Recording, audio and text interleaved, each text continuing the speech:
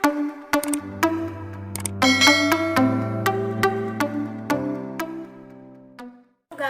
welcome sa aking channel, Mary Grisabida. Ngayon ay gagawa tayo panibagong content ngayon guys.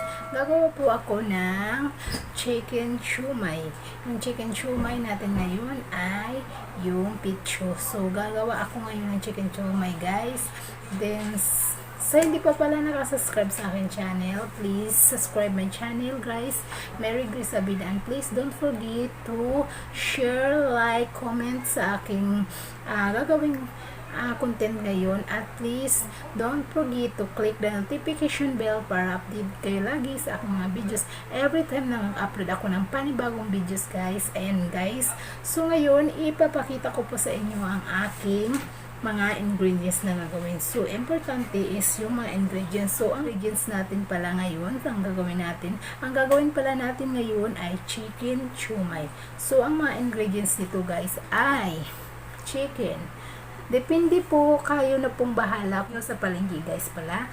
And then, yan, pinagiling ko po sa kanila yan. 2 picho po ang aking binili. Then, meron po tayong carrots dito. Isang piraso po to, chinap ko na po siya.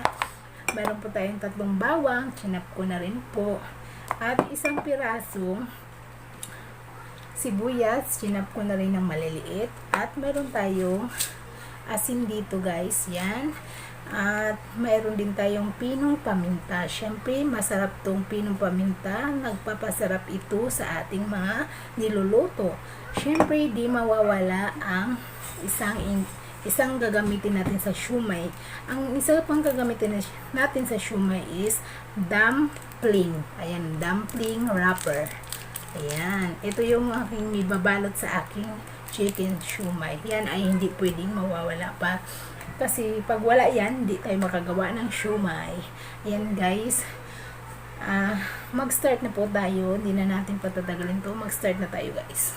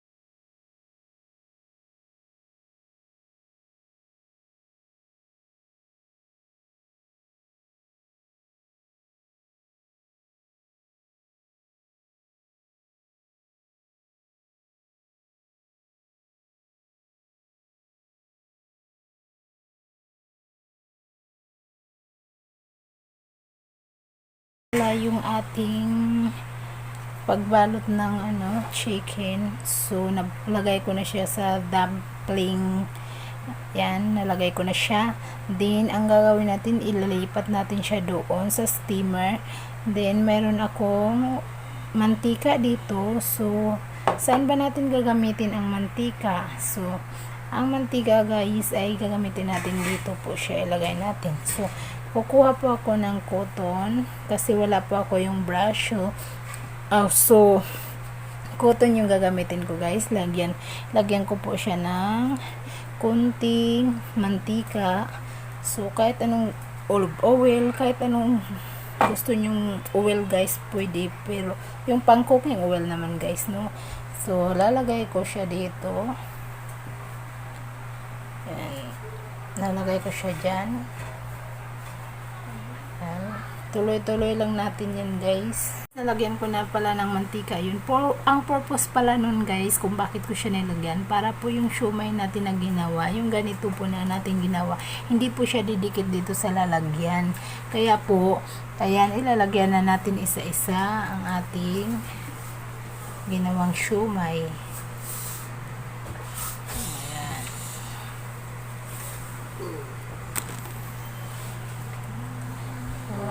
Okay.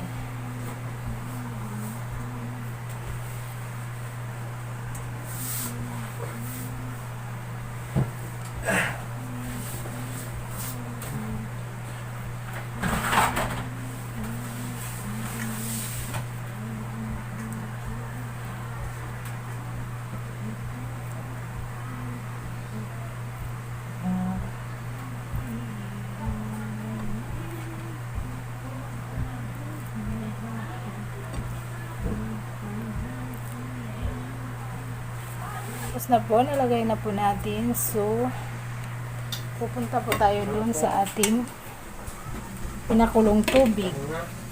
Ayan, may pinapakosure po na kumukulo po yung ating tubig guys. Ayan. So, kumukulo na siya. Ibig sabihin, pwede na natin ilagay yung ating siomai.